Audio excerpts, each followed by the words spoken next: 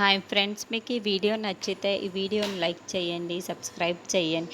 బాగా ముగ్గురు పిల్లల్ని హగ్ చేసుకొని అంజుతో మనం సరిగ్గా మాట్లాడలేం కదా, అంజులో నాతో సరిగ్గా మాట్లాడదు కదా, అందుకే నేను అలా పోట్లాడుతూ ఉంటాను, అంతేగాని కోపంతో కాదు అని బాగా మంచిగా చెబుతూ ఉంటుంది. చూడు మిస్సమ్మ, నువ్వు అచ్చం మా అమ్మలాగే మాట్లాడతావు, మా అమ్మలాగానే దగ్గర తీసుకుంటావు, అందుకే మా అమ్మ లేదన్న లోటు నిన్ను చూసి మేము తీర్చుకుంటున్నాము అని అమ్మ పాప చెబుతూ ఉంటుంది.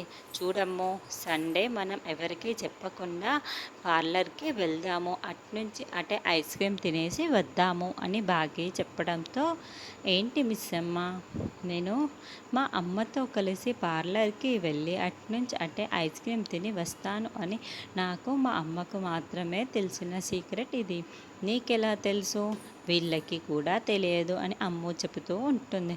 అవును, మేము అప్పుడప్పుడు లేచి చూడగానే మీరిద్దరూ ఉండరు, అడిగితే మేరీ వాళ్ళ ఇంటి ఆంటీకి వెళ్ళొచ్చాము అని మీరు అబద్ధం చెప్తూ ఉండేవారు అని ఆనంద్, ఆకాష్ అంటారు.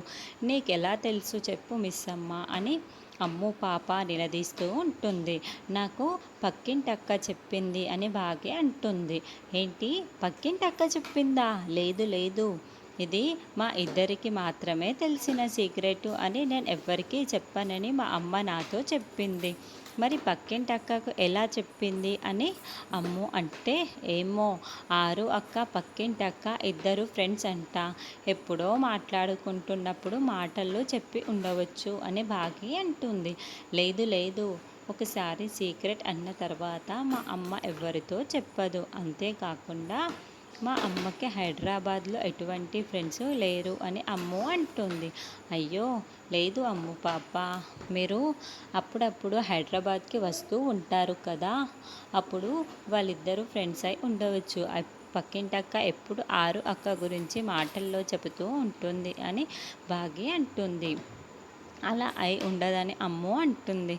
మిస్సమ్మ, ఇంతకీ ఆవిడ ఎలా ఉంటుంది అని ఆనంద్, ఆకాష్ అడుగుతూ ఉంటే, ఇంత హైట్ ఉంటుంది, ఎప్పుడు నవ్వుతూ ఉంటుంది, గడ్డం దగ్గర ఒక చిన్న పుట్టుమచ్చ, చిన్న ముక్కు, చక్కటి కళ్ళు, చాలా తెల్లగా ఉంటుంది అని బాగా ఆరు పోలికలని చెబుతూ ఉంటే, మిస్సమ్మ, మేము అడిగింది పక్కింటాంటి ఎలా ఉంటుంది అని అడుగుతున్నాము, నువ్వేమో మా అమ్మ పోలికల గురించి చెబుతున్నావు అని అమ్ము అంటే, నువ్వేం మాట్లాడుతున్నావో ఏం చెబుతున్నావో మాకేమీ అర్థం కావటం లేదు అని ఆనంద్, ఆకాష్ అంటారు. నేను కూడా చెబుతున్నది పక్కింటి అక్క గురించే అని బాగా చెబుతుంది. సరే కానీ మాకేమీ అర్థం కావటం లేదు అని పిల్లలు అంటుంటే, సరే ఈసారి కలిసినప్పుడు ఈ విషయం మీకు ఎలా తెలిసింది అని పక్కింటి అక్కను అడిగి తెలుసుకుంటానులే అని బాగి అంటుంది. సరే సరే, ఆ పొట్టిది నాన్నని ఎలా కాపాడుతుందో బయటికి వెళ్ళి చూద్దాం పదండి అని అమ్ము అంటుంది. బాగి, పిల్లలు, అక్కడ అమ్ము వాళ్ళ నాన్న అందరూ కూడా హాల్లో అటు ఇటు తిరుగుతూ ఉన్న అంజలిని గమనిస్తూ ఉంటారు.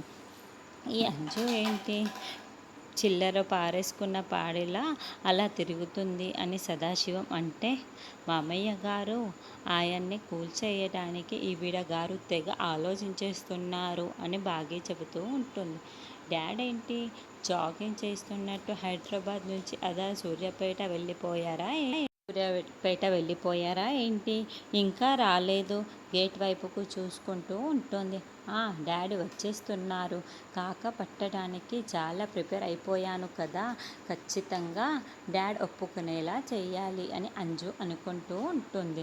అమర్ రాగానే షూస్ విప్పుతూ ఉంటే, డాడ్ షూస్ ఇలా ఇవ్వండి డాడ్, నేను బయట పెడతాను డాడ్ అని అంజు అడుగుతూ ఉంటుంది. ఇవి నా షూసే కదా, నేనే బయట పెడతాను అని అమర్ అంటాడు. ఏంటి డాడ్, ఇప్పుడు మీ నా అని వేరు చేసి మాట్లాడారా డాడ్ అంటే, నేను వేరు మీరు వేరా డాడ్, ఎందుకు డాడ్ మీరు ఇలా మాట్లాడుతున్నారు అని అంజలి ఓవర్ యాక్షన్ చేసి మాట్లాడుతూ ఉంటే, బాగి వాళ్ళు ఇదంతా చూస్తూ, అయ్యో ఎందుకు అంజు అలా మాట్లాడుతున్నారు, ఎవరి పనుల్లో వాళ్ళు చేసుకోవాలి అని నేను చెబుతుంటాను కదా, ఆ ఉద్దేశంతోనే అన్నానమ్మా అని అమర్ అంటాడు. పర్వాలేదు డాడ్, ఇలా ఇవ్వండి డాడ్, నేను అమ్ము వాళ్ళలాగా పని దొంగని కాదు డాడ్ అని అంజు చెబుతూ ఉంటే, పిల్లలు వదలకూడదు మిస్ అమ్మ అని ముందుకు వెళ్ళటానికి ప్రయత్నిస్తూ ఉంటే, వద్దు వద్దు అని బాగి చేతిని అడ్డు పెట్టుకొని, డాడ్ కాళ్ళు నొప్పిగా ఉన్నాయా, నన్ను పట్టమంటారా, మసాజ్ చెయ్యమంటారా అని అంజలి అడుగుతూ ఉంటే, వద్దు అని అమర్ చెబుతూ ఉంటాడు. పర్వాలేదు డాడ్, నేను ఉన్నాను కదా, నొక్కుతాను అని భుజాలని నొక్కుతూ ఉంటుంది. ఈ ఇంట్లో మీరు నేను వాచ్ తప్పితే ఏవి సరిగ్గా పని చెయ్యవు డాడ్ అని అంజు నొక్కుతూ ఉంటుంది. అప్పుడే బాగి, పిల్లలు, అమ్మ, నాన్న అందరూ కూడా అంజు వైపుకు చాలా కోపంగా ఉరిమి చూస్తూ ఉంటే, అమ్మో నా మాటలు వీళ్ళు వినేసి ఉన్నారే అని అంజలి టెన్షన్ పడుతూ ఉంటుంది. బాగి వాళ్ళందరూ అంజలి ఎదురుగా వచ్చి నిల్చొని ఉంటారు. పక్కకు వెళ్ళండి వెళ్ళండి అని అంజు సైగలు చేస్తూ ఉంటే, వెళ్ళము అని తల అడ్డంగా బాగి వాళ్ళు ఊపుతూ ఉంటారు. ఇక్కడ కొంతమంది చాలా కష్టపడి పోతున్నట్లున్నారు, మనం అస్సలు పని చెయ్యం కదా అని బాగి అంటుంది.